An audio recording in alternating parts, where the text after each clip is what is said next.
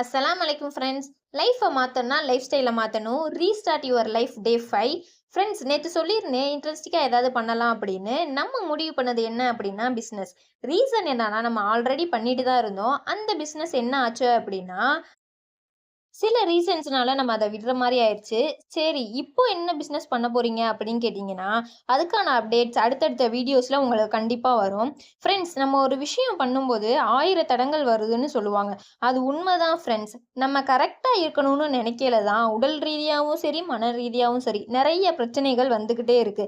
அதெல்லாம் தாண்டி தான் வரணும் போல. சரி, நம்மளும் அதையெல்லாம் தாண்டியே ஜெயிப்போமே!